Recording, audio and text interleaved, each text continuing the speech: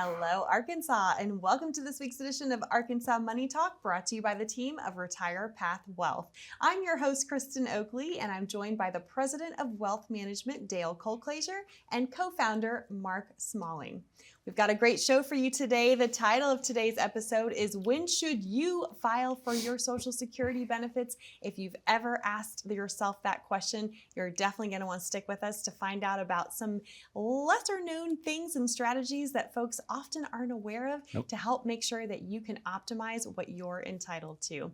Dale, Mark, so good to be here with both of you. How are you this week? Doing great. Excited about the topic today. I know. This is, and what I'm excited about is you guys actually talk about this. I mean, this is what you do for folks. That already sets you apart, especially here in Arkansas, right? Oh, absolutely. Because so many people just, say, file for whenever you want to, and we'll figure out how to make up the difference. You come to the realization when folks come in and ask, hey, why haven't my previous advisor ever discussed when should I start Social Security? And the reality is, in most cases, if you're not taking Social Security, you got to take money out of the account that they're managing. And I don't know, maybe there's a little conflict of interest there. That's a good point to point out to folks, right? And I think, too, a lot of times they just say, well, go call the Social Security Administration. They'll take care of you, right? But here's the reality. The Social Security Administration can give you information, but they are not allowed to give you individual personalized advice based on your situation. So we're going to do a deep dive today on this important conversation. But before we dive in, let's just go through some of the basics for our viewers at what it means how filing at different ages can affect the amount that they receive. Yeah, I mean, there's a lot of confusion around Social Security. Most people know that you can take Social Security as early as age 62. But if you were to start taking your benefit at age 62, you're going to take a 30% reduction in your benefit. And, that's, most people don't realize that. I mean, that reduction is for the rest of your life. Right. You can't undo that after that's been put in place. And so most people that have their full retirement age, and that's the number that people see on their statement that most people think is when Social Security says they can retire. That's not what it is, but that's when you get 100% of your benefit. So if people were born between 54 and 59, they're going to have sometime between the age of 66 and 66 and 10 months. And then anybody that was born 1960 or later, that full retirement age is going to actually be 67 when they receive their full 100% of their insurance, their primary insurance amount, their primary benefit. Right. So that's your full retirement age is at the point in time at which you're entitled to receive 100% of what you're entitled to. And we should also point out, if someone's working prior to their full retirement age, what else can happen? Well, if they're working, I mean, there's a reduction for earnings, which a lot of people don't realize. We've had several people that have come to us after they've started their benefits while they were working and literally ended up with a bill from Social Security to repay money that they'd already received as income because of the reduction. Because they were working and still claiming Social Security prior to that FRA age, right? That's true. Yep. But once you hit your FRA, you can still continue to work and then there's no penalty. There's no penalty, and you can also continue to defer up till age 70 and earn what are called delayed retirement credits that are 8% simple interest per year. So if someone's full retirement age is 67, you can actually earn another 24% additional benefit on top of your full retirement age benefit. And that's huge. I mean, I think a lot of folks aren't aware of, okay, this is a 24% guaranteed increase in my benefit if you wait from age 67, let's say in that example, to age 70. So it's no wonder that waiting until age 70 is one of the easiest ways to quote unquote maximize how much you can get from Social Security. But yet, despite those increases and advantages, according to the Congressional Research Service, less than 10% of retirees wait until age 70 to claim their benefits, and 30% of retirees go ahead and claim their benefits at age 62. Why do you think that is? Well, I think the first is the disconnect in the 24%. They think, and they're analogizing that to returns in the market as opposed to an increase of income itself. Because the reality is when you get that increase, it's increasing your income itself, not a balance of a portfolio, which maybe you're only generating 3 or 4% dividend yield on. So there's a huge difference in an increase in cash flow than there is an increase in assets. The other is we're simply impatient. There's always this thought out there, again, of, man, Social Security, that's my money, and I'm going to go get it. And I think people often forget. The other option is the money that's going to come out of your retirement accounts. Guys, that's your money also. You know, it's all your money. And so we're just trying to find a way to optimize that distribution method that's there. And then a lot of other people will have a concept that, gosh, I'm signing a contract that's 8 years from now that I'm going to defer from 62 to 70. And that's just simply not true either. The main reason for deferring to age 70 is because of anticipated longevity in your life. And if there's anything that ever comes in to kind of disrupt that longevity, we can always start those benefits because just simply hopping online and get them started the next month. So I'm not signing a contract to defer. And then again, I think just basic human behavior, we default to the simplest option. And so, gosh, if I don't have a paycheck, by God, I better get one started. So let me just go sign up for my benefits right away. Yeah. Well, and some people don't have an option of whether or not to take it. I mean, they have to. But we do see oftentimes, especially with the employer groups we work with, we see a lot of people go out on that should be going out on disability that actually file for their Social Security earlier, just because it's easier to file for the retirement benefits where you can't be turned down after you get to 62, instead of actually filing for their disability benefits, which is really what they should do, because they're going to get closer to what their benefit would be at their full retirement age as disability, and not take a reduction because of taking it early. Right. Yeah, so huge again, difference. So much goes into this. And here's the other interesting thing that we have statistically. This is from JP Morgan Asset Management. Nearly 70% of workers expect to retire at age 65 or older, but only 34% of retirees managed to work that long. And among those who retired earlier than planned, nearly 1/3 cited that it was due to health problems or disabilities, which ties right into what you were just saying. 23% cited corporate downsizing. We know a lot of people are unexpectedly getting laid off and later in life. And then 13% said they retired early to take care of a spouse or other family member. So there's a lot of personal factors that far outweigh the math. Yes, the math states to maximize, right? To get the most you could possibly get, wait until age 70 to turn on your benefit. But as these statistics show, to your point, folks may need to turn it on sooner. That's right. And that's one reason why we do income planning for everyone. And this is an important part of your income planning for most retirees. And so when we're doing that, we help figure out when the maximum time is. And if it's a couple, you know, there are different strategies we can use where we may have one turn it on earlier than the others. And if we need it, sometimes we have to turn it on. Right. We don't have the luxury of waiting till later, and we don't have a magic wand that because people before, when we've talked about Social Security and maximizing it before, they'll call in and go, how can I get more? Well, they've been receiving their benefit for 10 years. There's not really anything we can do. We don't have a magic wand to wave over it if we've already been receiving our benefits for a substantial amount of time. So it's so important for our viewers who have not yet started turning on Social Security to get in front of this conversation and plan for it for sure. Right. One last thing I wanted to touch on before we take a break. I know in my work as a financial educator, I used to travel nationwide and present on the subject of Social Security. And one of the biggest questions that I would get is about something known as the break-even point. So can you explain what that break-even point is with Social Security? Yeah, you mean that magic number?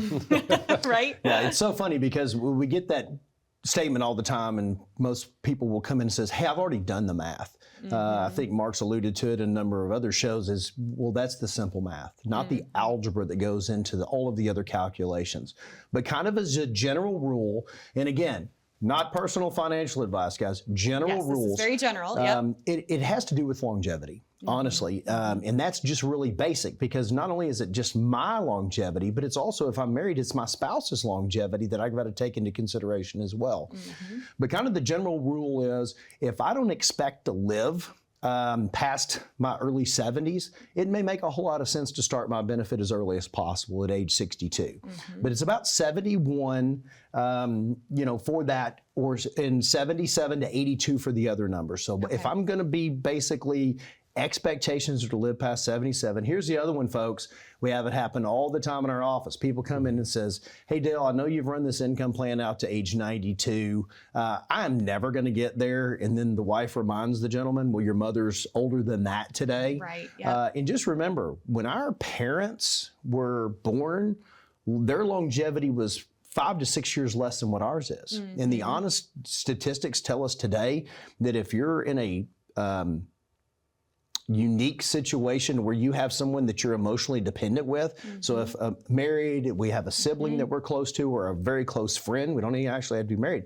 At age 65, there is a 50% likelihood that one of those two is going to live to their early 90s and a 25% likelihood that one of them is going to live into age 100. Wow. You know, it's hard to believe, but those are the statistics there. But so if I'm got anticipation of living past age 82, then almost always it makes financial sense. Again, I'm going to focus on financial sense and a general rule to wait as close as I can to age 70. Yes. And so again, yes, there is math. Yes, there is that magic break-even point. I mean, here's the reality. If we all knew the day that we were going to pass away, hey, then this easy. decision would be really easy, right? But we don't have that crystal ball. We don't know. And so this is why we have to understand all the ins and outs, because so many personal factors can far outweigh the math. Well, and Kristen, the biggest one, sorry not to jump in, but the biggest one is we always have to write a written income plan to ensure that you don't run out of money. That's right. For sure. And so that was going to be my next question, actually, is talking about the written income plan as I'm looking at it here on the desk. Right. I know this is what you offer to our television viewers, completely complimentary. Explain specifically what they're going to receive from a Social Security planning standpoint as part of that written income plan. Yeah, so the basics are in there is we're going to run a maximization report to show you here's where you would receive your maximum benefit. We're going to then weigh that against all of the other considerations, the assets that you have in place, any other sources of income, potential inheritance that was coming along. And then we're going to come up with what we deem to be your optimal date of taking your Social Security benefit. And again, that's really going to be a target that we're going to shoot for. We're going to then update that information on an annual basis, and that's all going to come out in graphic form and show the cash flow. So if you've ever considered or you've just been confused about how Social Security benefits work, please reach out and contact us today so we can get all of your data put in so that we can actually give you that algebra calculation for when that break-even point and what makes the most amount of sense in your situation, not just for yourself, but for your spouse, which at some point one of you is going to be living off one Social Security benefit, not both of them as well, makes the most sense for you. Wonderful. Dale, Mark, thank you so much. To our viewers at home, we know that we are covering a lot of different nitty-gritty information regarding Social Security. This is why there's no substitute for really sitting down in the financial planning environment and seeing what could possibly be right for you. If you have been struggling with this important decision in your life, the team of Retire Path Wealth would love to be able to help you navigate through that, but you need to reach out. And it's free, so we encourage you to pick up the phone, call the number you see on the bottom of your screen, 866-724-3893, to set up your time to come in and receive that complimentary written income plan. Or you can connect online by simply scanning that QR code. Stay with us. When we come back, we're going to be running through some specific strategies for those of you who are married. What if you've been part of a divorce? What if you've never been married and are single? How can you optimize your Social Security benefit? Stay with us to find out right after this.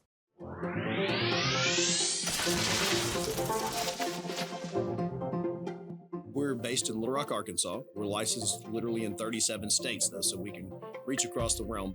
The greatest benefit of being independent is simply choice, but always having basically the entire investment universe to go search for the best answers for individual clients and then helping to narrow that down. We do a very solid job up front in our data gathering process of not just getting information, but getting a sense of feeling what a client's real objectives and long-term goals are based on where their finances are. From years and years of doing what we believe is simply doing the right thing, we're going to find and get that answer for you, not, hey, here's someone else you can call, see if they can answer this question for you. We like to have those resources on hand.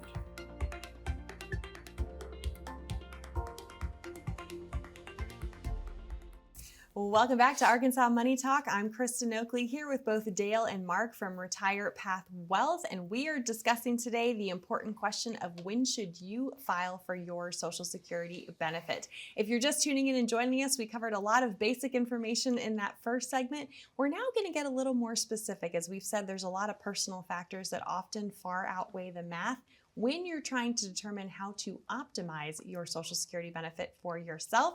So we're going to look at some specific strategies for married couples, for surviving spouses, and if you've been divorced or maybe you've never been married and you're single, we're going to get into all of that now. So first up, married couples. Let's talk about some strategies that you're able to help folks navigate through in that scenario. Right.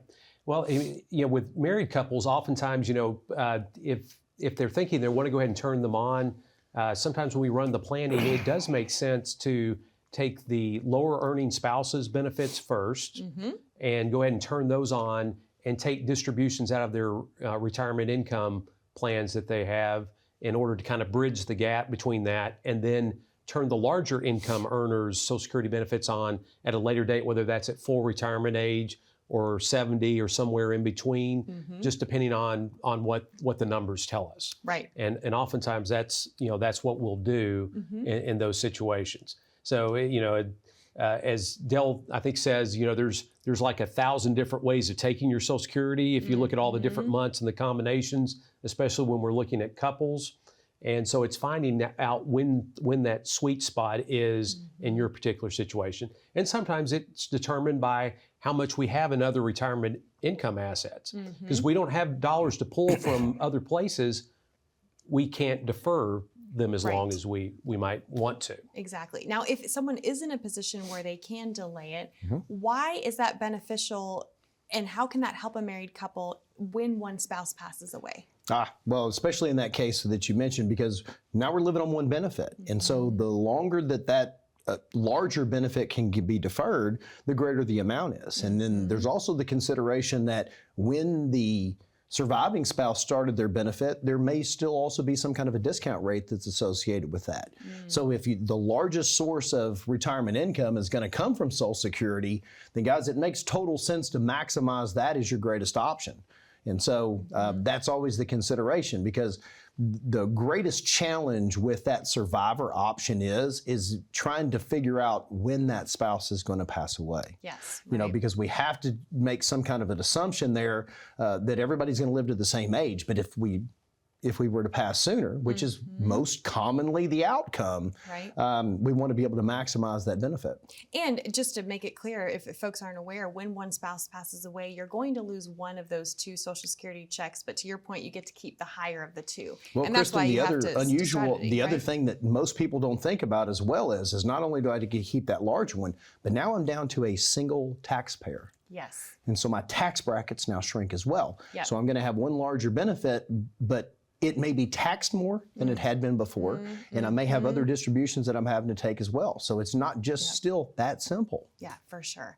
Again, so many different strategies depending on your age and stage of life. We know that a lot of you watching, you might already be a widow or a widower prior to reaching Social Security age. Let's talk about some strategies for folks who might be in that position. Well, we've had a few of these that we've dealt with, several over the years, but just in the last year, we've had several people that had lost their spouses earlier on, even before their spouses had started taking their Social Security benefits. And so there's some different strategies you can use. You can file for survivor benefits as early as age 60. Now, if you take benefits early, just like with your own retirement benefits, there's a reduction. So if you take as early as 60, there's a 29% reduction by taking then.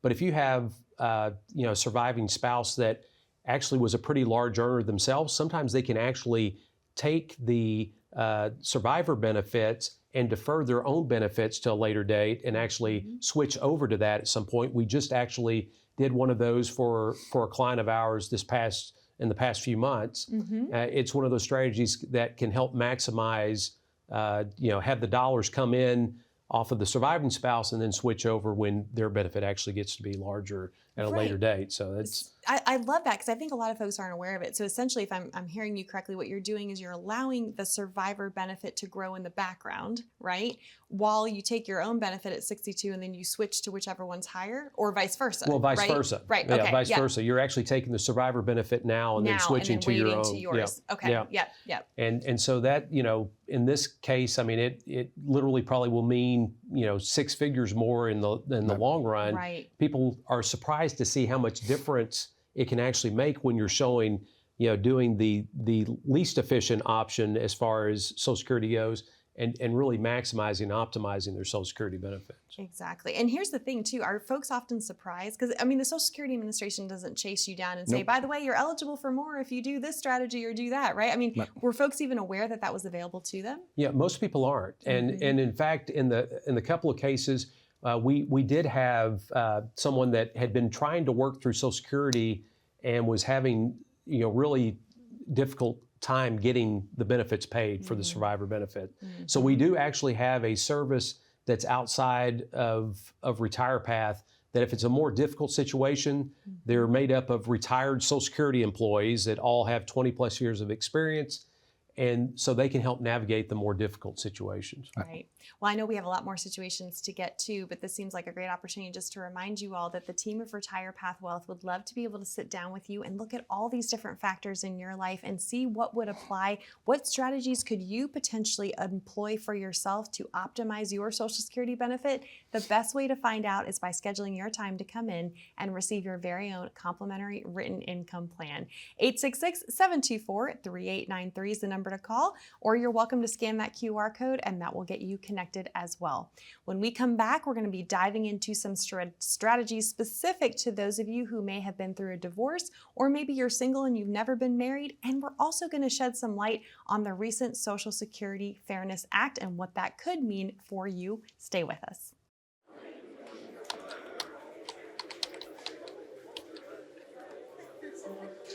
The work never seems to end until the day it finally does. After nearly a lifetime on the job, you should be rewarded for all the time you spent working. Whether that's crossing off items on your bucket list, learning a new passion, or rekindling the love of an old one. After all, life isn't over when you stop working. It's the start of an all-new chapter. The one where you're the writer and you get to choose how your story will go.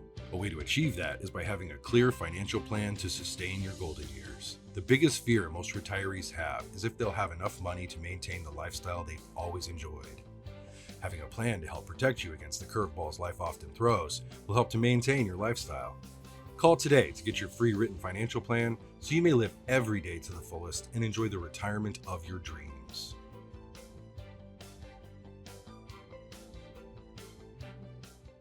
Welcome back to Arkansas Money Talk, where today we are discussing when should you claim your Social Security benefit. We've been going through some specific strategies based on your situation in life. Let's now talk about, for those of you who have been through a divorce, because a lot of people aren't aware that they could be collecting off of an ex-spouse, correct? That's true. I mean, we talk about this in a lot of the educational workshops we do when we're talking about Social Security benefits. And so as the rules are, as long as you've been married for at least 10 years and you don't remarry before age 60, you can actually, receive benefits off of your divorced spouse's benefits, even if they've remarried. Now, whether you want it to reduce the other spouse's benefit, it's not going to. Right. That's not how it works. Yep. And they will never be notified that you're collecting off of him or her. And they'll never be notified because people go, well, I don't want him to know that I'm taking. Right. Or he she won't know. They won't know. Yeah. They won't know. That's it doesn't work that way. But that's that's something that most people don't know actually exists. And we've as we talk to people and we go through.